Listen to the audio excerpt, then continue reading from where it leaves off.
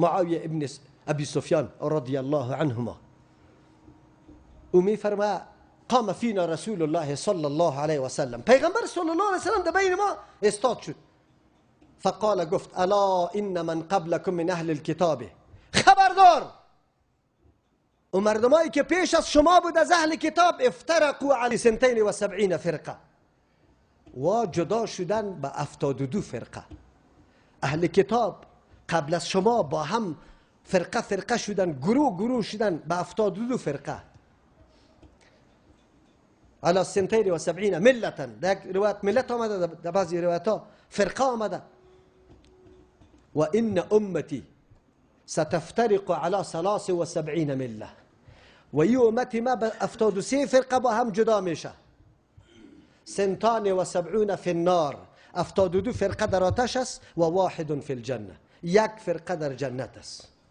سوال شد از پیغمبر صلی الله علیه و سلم، خود در این حدیث خودش مسلسل بیان کرده، در یک روایت سوال آمده و هی الجماعه، و فرقه جماعت است.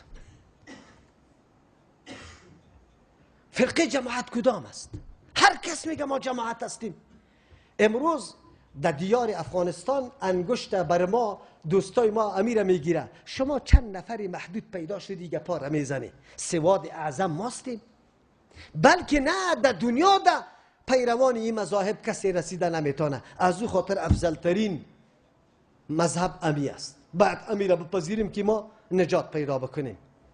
خیر جماعت هر کس، اگر در مملکت اندونزیا بری باز ما میگه که کلگی ما شوافی استیم، اگر در طرف افریقا بریم میگن نه کلگی مالکی است، اگر در دیار حجاز عربستان بریم میگن نه کلگی حنبلی شوه.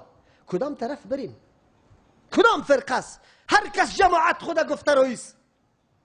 بله، رسول الله صلی الله علیه و سلم فرمود در حدیث دیگه، امی حدیث است، اونجا گفته که وقتی سوال شده که امو فرقی واحد کدام است، رسول الله گفت ما انا علیه و اصحابی.